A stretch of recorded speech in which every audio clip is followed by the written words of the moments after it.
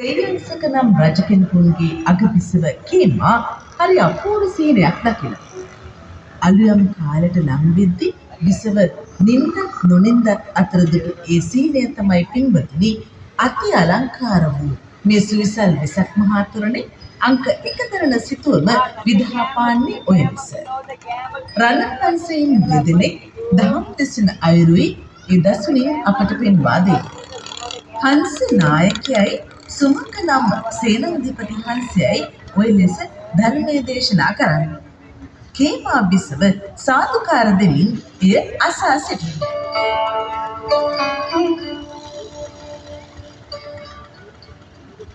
දන්නේම නැතිව හතර වටින් එළිය වැටෙන්නට පටන් ගත්තා පින්වතුනි.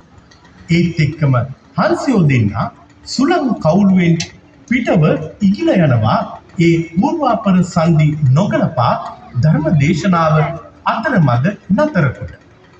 කේමා බිසව එකෙනෙක්ම පිබිද හඬ නගා කියනවා උන්ව අල්ලා ගන්නටය කියා පරිවාර ස්ත්‍රීන් හට.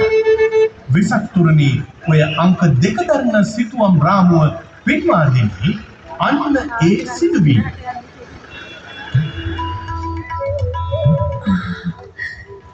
අනේ ඒ සර්ණහන්සින් නිගිල යනවා. අනේ උඹ අල්ලා ගනිව්.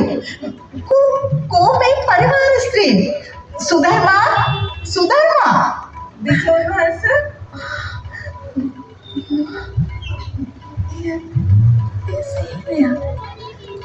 Sihnya malah dekat-dekat sihnya.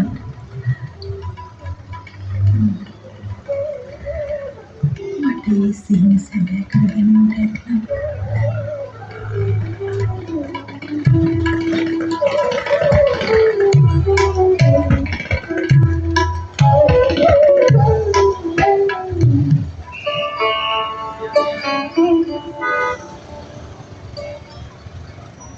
Khema බිසව එසේ හඬ නගා කෑගසන හඬ ඇසුණු පරිවාර ස්ත්‍රියක් දුවගෙන එනවා ඒ දෙසට. ඉන්පසු දෙදෙනා අතර ඇති වෙනවා මෙන්න මේ වන් සම්වාදයක්.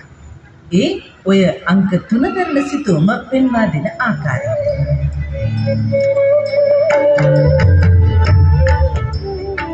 බිසවන්ස කිව්වද මේ කලබලේ කොහොමද සිතුවේ මේ ජාම පුරුත්‍රය කිරි නොබේ වර්තින් මොකුත් නෑ සුධර්මා.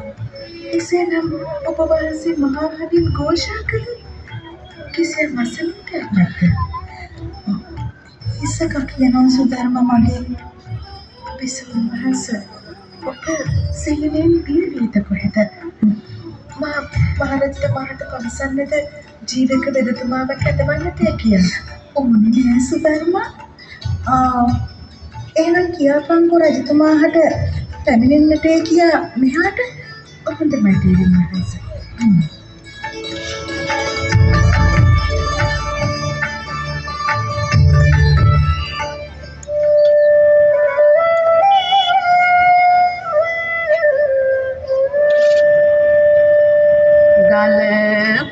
ගලපාගනු බැරුව සිහිනය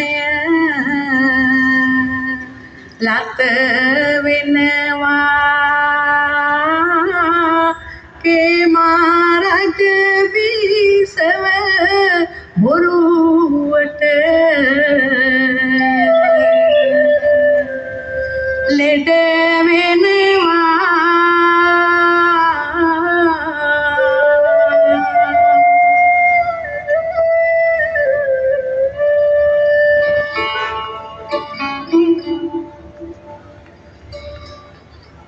බිසවගේ පණිවිඩය රජුහට පැවසීමට යොසුළු වූ සුධර්මා ඒ බව සේයන්සක රජතුමාට දන්වා සිටි අවස්ථාවයි ඔය අංක 4 දරන සිතුවම අපට පසක් කොට සිටින්නේ පින්වතුනි ඔය ලෙස.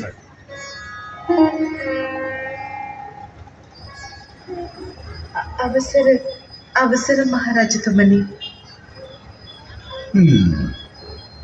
පවසන්න දාසිය. දාසිය සුධර්මන් මහරජතුමනි. දේවින් වහන්සේ තවම කුටිය තුල සැතපෙනවද? තේරින් වහන්සේ නම් අවදීන් මහරජතුමනි. ඒත් මේ ඇයි? මොනවද ප්‍රශ්නේ? තේරින් වහන්සේ මට අසනීප ගතියෙන් පසුවන හැඩයි. අසනීප ගතියෙන් පසුවෙන් එහෙමයි. කුමක් වීතයිද? බිසවුන් වහන්සේ සිහිනෙන් බිය ගිය ඇති හැඩයි මහරජතුමනි. හොඳයි. මා දොසින් බලන්න. එතෙක් නුඹ දොසින් අපට පානය කිරීම සඳහා යම පිළියෙල කරගෙන. හොඳයි මහරජතුමනි. ඒ කතා එලෙස සිදුවන අතරතුර හේමා බිසව කල් මරණම රජුගේ පැමිණීම බලාපොරොත්තු වෙන.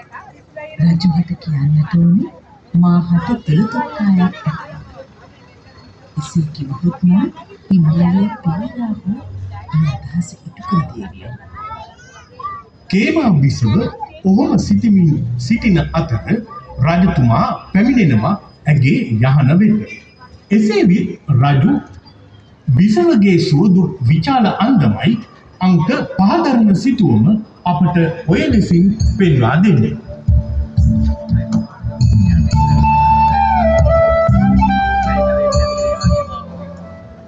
හිමියනි කිමද දේවිය? කිමද මේ? නුඹ රෝගාතුරවද පසුවන්නේ? කලබල විය යුතු නෑ හිමියනි. එසේනම් අර දාසිය කුමක්ද දොඩවන්නේ? හිමියනි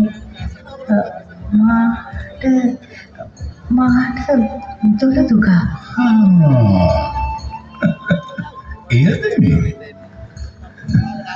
ඉතින් සුභාරංචියක් නෑ. ඉතින් කුමක්ද මගේ ඉටු යුත්තේ? කුමක්වත් ඉටු කරනවද ඔබ? ඔව්, පවසන්න. කිමද මේ අස්ථාන සැකියක් මාගෙන? එසේනම් පණ ඇති මිනිසුන් මෙන් කතා කරන ස්වර්ණහංසයේ ගෙනවෙත් දෙනවද මාහට? මා සිහිනෙන් දුටුවා ඔබේ සිංහාසනයේ මතින්ද ස්වර්ණහංසයේ දහම් දෙසනවා මාහට. පරිවාර හංසේනාධිපතියෙකුත් සිටියා ඔහු සමග. දේවිය මේ දොඩවන්නේ. මන කිසිම කලික අසා නැහැ. ඉවන් හංසයෝ ගැන. පලාගේ හිමාල චිත්‍රකූට පාර්වතී දෙසට මට විශ්වාසයි ස්වර්ණහංසයෙන් සිටින බව චිත්‍රකූට පාර්වතී. මගේ දේවියට වැළඳුන් දුලතු ගායක කරන ඔන්න හිමියනේ ඉටු කරගත නොහැකිවුණොත් එය මේ සයනයේ මතම මා මිය දෙනවා කිසිවක් නොකා නොදී. හොඳයි. මා උත්සාහවට බලන්නම්කෝ.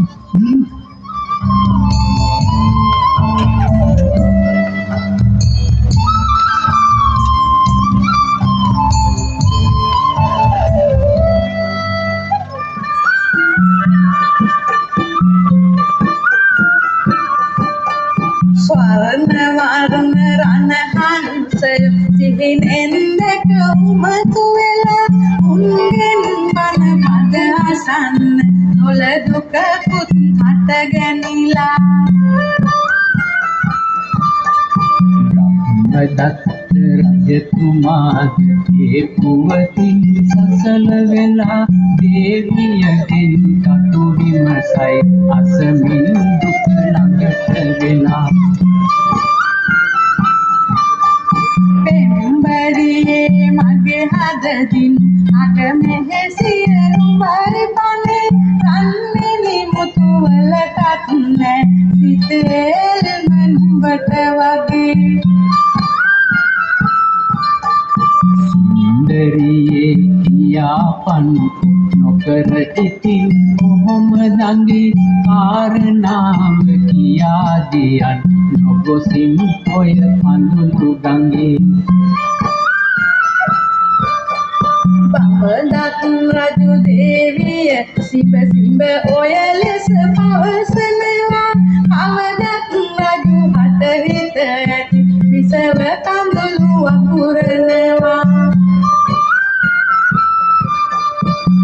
කොහොමත් ඇය පෙරදි රැයක දුටු සිහිනෙන් ලත වෙනවා සවිමත් කරමින් සිතුවිලි රජුට මෙලෙස පවසනවා කන්වන් තතු ඇති හංසයෙකුගෙන් අනේ බනසන් පින්වත් මගේ හිමි සඳුනේ ඒ මගේ දොර දුක නිවන්න දැන්වත් ඔය නීදැසේ සැලෙන කඳුළු පිස දමන්න යන්තම් මම ජීවිතුද හෝ ඔබේ පැතුම ඉටු කරන්න කිව්වා රජ දේවියගේ තිස ඔය ලෙස අතගාලා කිව්වා මැති ඇමතිවරුන් සොයමින් සිහනත පාලා සිව්වා එය කරන මඟක් රජු දැඩි එඩිකම පාලා මැව්වා රජු සිහින සතක් දොළ දුක සංසිඳුවාලා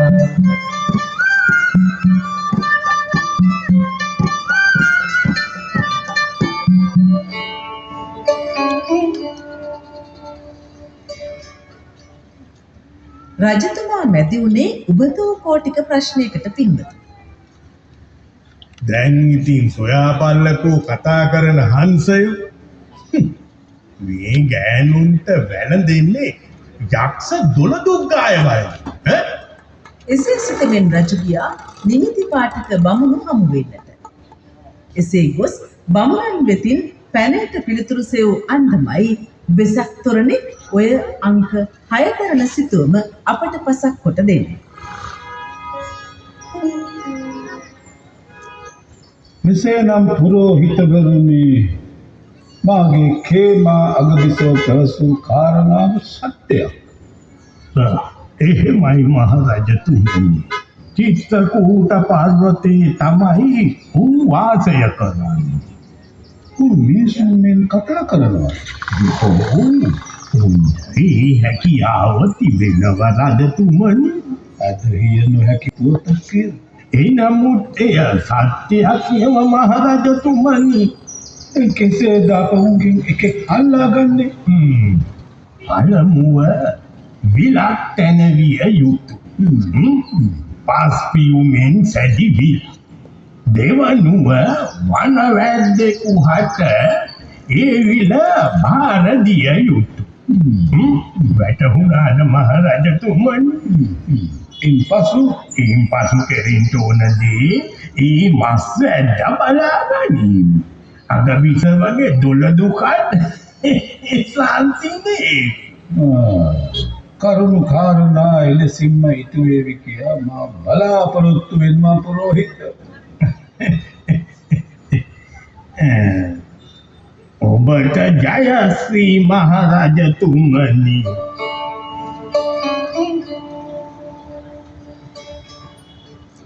පුරෝහිත බමුණන්ගේ අදහසට හිස නැමූ රජතුමා හොඳ නැකතක් තැනක් බලා ඒ තැන පස්පියුමින් සුසැඳි විලක් ඉදි කරවා ඒ විලට කේමා කියා නම තබවා වනවැද්දෙකුට එය බාර කළා පින්වතුනි.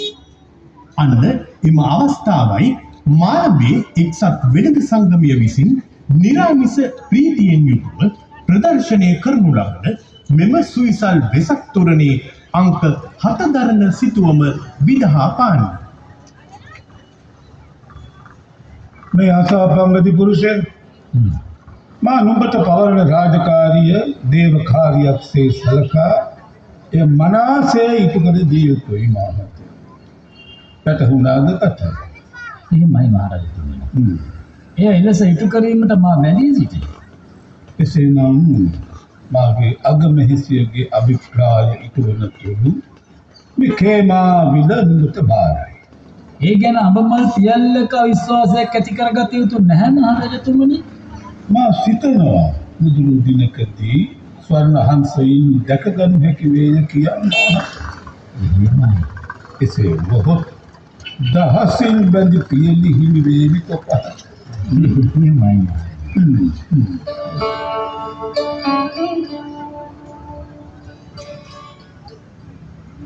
අංක 8 දරන සිතුවම අපහට පෙන්වා දෙන්නේ කේමා විල ගැන සවිස්තරාත්මක පණිවිඩයක් රජුගේ අනින් අනපිරකරුවෙකු රටවැසියන් හට දන්වා සිටි අනුව.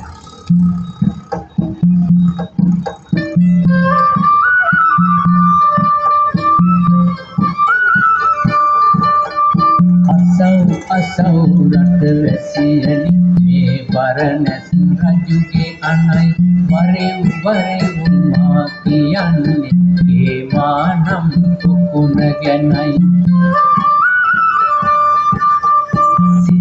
සිතව් මේ මා පවසන දේ පිළිබඳව සිතව් කරව් කියනාදේ අද සිත නොපමාව කරව්. බරණැස අපේ රජ්ජුරුවෝ කේමා නම් පිලක් තනා සරතැස නිවුමට විසවති බාධා මැද එවිල තනා. ඉවරණදී පැත්තෙකු හට දැනු ඒ විල රකිනු කියා පවරනවා පැති මිනිසට දනු මේ රජ අනයි කියා. ඒ මනරම් පොකුණ අයිති ස්වර්ණ වර්ණ අංශයින්ට මේ කියන්නේ රජුට හිතැති රටේ සිටින මිනිස්සුන්ට. නෑ කිසිවෙකු යන්නේ එහෙට නොබලනවා හරි වැරද්ද.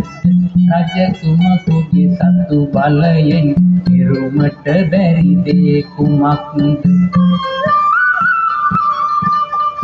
දියොත් කෙනෙකුගේ මානම් පිළ වෙත මේ අන නොතකා ඇතොත් වස්තු දේ පොළ හැම ඉනිපත් වෙයි නොමැත සැකා.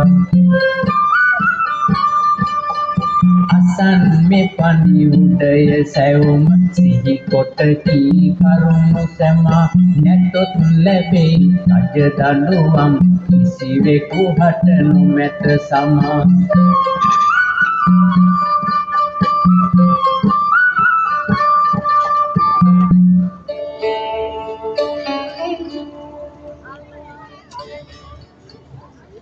ටික දිනක් යනතේ කිසිදු පක්ෂියෙකු පැමිණියේ නම් නැහැ ඒ විල වෙත. නමුත් නොබෝ දිනකින් පංචවර්ණ හංසයින් පැමිණෙන්නට පටන් ගත්තා ඒ විල වෙත කේමා බිසවගේ සීලය සැබෑ කරවන ලකුණු පෙන්වන. සිහිනේ සැරු ඒ ධෘතරාෂ්ට්‍ර කියන මහා හංස රාජයාත් පැමිණියා ගොදුරු සොයා විල වෙත. දිනක් එසේ සිත්සේ ගොදුරු බුදුමින් සිටි රණහංස පිරිවරට එකවරම ඇසුනා පින්වතුනි. ධෘතරාෂ්ට්‍ර මහාහංසයා මරහඬදී කෑගසන හඬ. ඒ හඬ ඉතා තියුණු. ඒ ඔය අංක 9 දරන රූපරාමුව පෙන්වා දෙන පරිදි.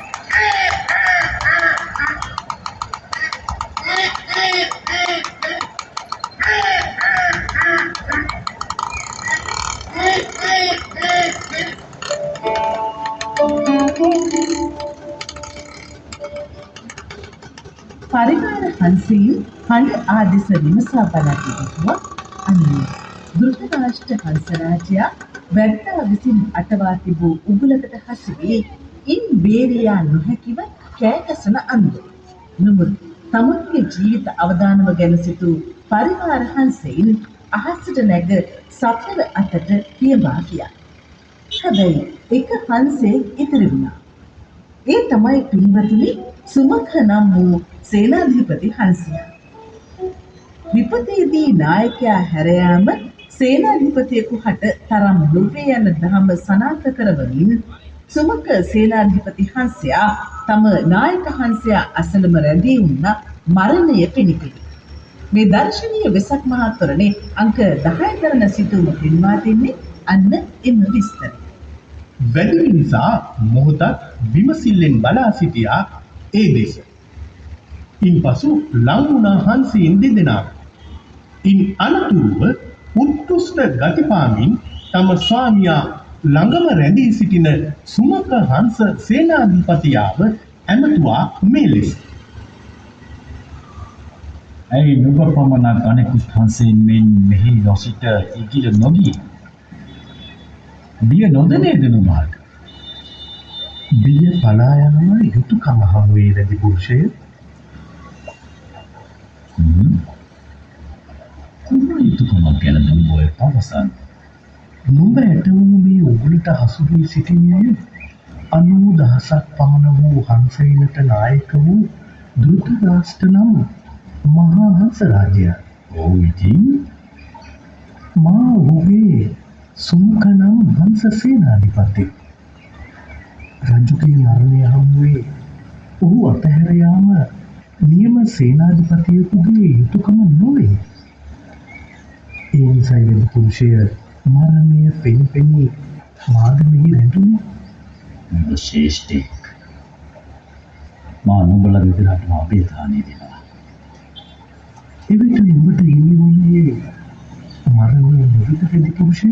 මාස දෙකවත් මිනිසුන් ළඟවත් නැති උතුම් ගතිය අපි ළඟ තියෙනවා. ශ්‍රේෂ්ඨ මිනිවෙන් ජීවිතය දෙන්න මා සූදානම් හංස සේනාධිපති. නැත. නුඹ නුඹේ රාජකාරිය ඉටු කළ යුතුයි රැඳි පුරුෂය. සේයංසක රජතුමා දේව කාර්යයකටත් වඩා ඒ කාර්යය බලාපොරොත්තු වෙනවා නුඹේ. හොඳයි. මා නුඹේ අදහසට හිස නමනවා. එසේනම් අපි දැන් යමු සේයංසක රජමැදුරට. එහෙමයි.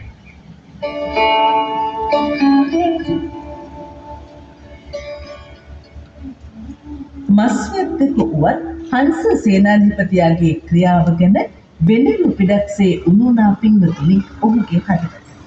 අනතුරුව ඔහු හංසය කරන සිතුවම් රාමුව පෙන්වා දෙන ආකාරයට රජුහට පවසා සිටිය මෙන්න මෙලෙස.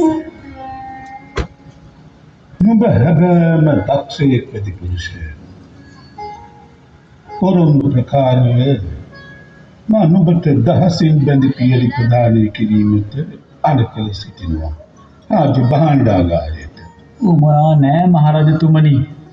මා ඒ ප්‍රතික්ෂේප කරන. ඒ මන්ද වෙති පුරුෂය. තිරශ්චීනියන් වුවත් මොහු උතුම් ගති ඇති ශ්‍රේෂ්ඨයෙක්. මෙවන් ශ්‍රේෂ්ඨයින් දෙදෙනෙකු උගලක අටවා අබෝහන්සේට බාර දී දහසින් බැඳි පියලි බදා ගැනීමට තරම් දීනයක නොවේමි මා. මාස් වැද්දෙකුවත් පවසන දේ පැහැදිලිව කියවා වැඩි පුරුෂයා. මේ නායක ස්වර්ණ මහා හංසයා පරිවාර හංසයෙන් 90,000කට නායකයෙක්. පරිවාර සුමක හංසයා සේනාධිපති ධූරයෙන් පිදුම් ලබන්නේ. එහෙමද? මොකී උගලට මහා හංස රාජ්‍ය හසු විට එහි සිටි සියලුම හංසයන් ඉගිල පලා ගියා.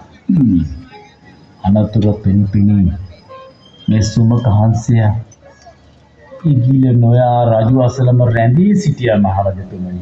ඉතින් ඇයිද යසු විට මොහු පවසා සිටියා නායකයා උගලක හසුවේ සිටීදී බියෙන් පලා යාම සේනාධි නායකයෙකුට තරම් නොවන බව.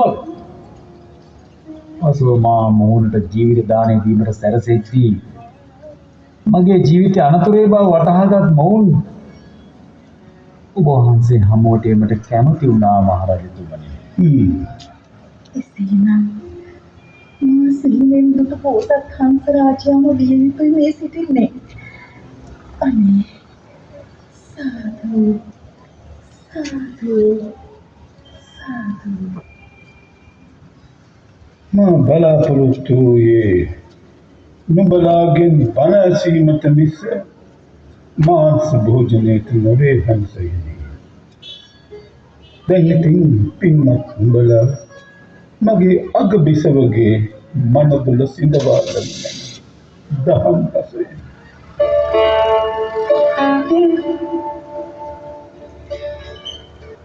වැඩි මිනිසාගේ කතාවට සවන් දුන් රජුවා බිසවගේ හදවත් තුළ පසන් සංවේගයක් ජනිත කරනු ලැබුණා. අනතුරුව දහසින් බැඳි පියලි වැඩි මිනිසා හට පිරිනැමූ රජතුමා බිසව සමග සිත්සේ දහම් නදියේ පිහිනා යමින් බෝසත් ධෘතරාෂ්ට්‍ර මහාහංස රාජයා විසින් දේශනා කළ සද්ධර්මය අසා ඒ සදහම් පවස නිවාගත් අයුරුයි පින්වතුනි මේ මහා වෙසක් තොරණේ අංක 12 දරන සිතුවම ඔය ලෙස විදහා දක්වන්නේ. අංක 13 දරන සිතුවම් රාමුව අපට පෙන්වා දෙනවා පින්වතුනි සේනාංශක රජ යුවල ස්වර්ණ හංසයෙන් දෙදෙනාව අහසට මුදා කල අනුව.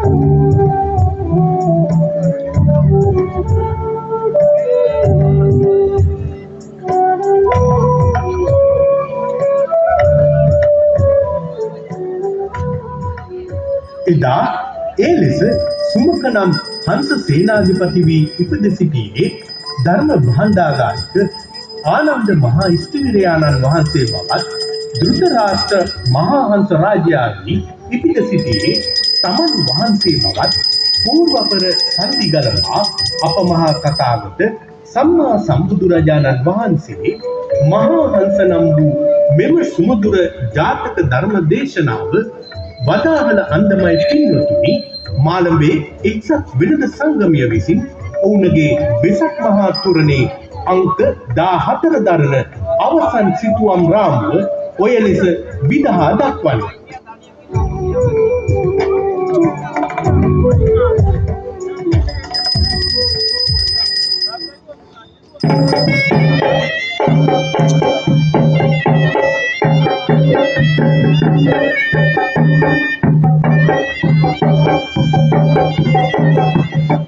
ඔබ සැම දිනට සම්මා සම්බුදු සරණයි.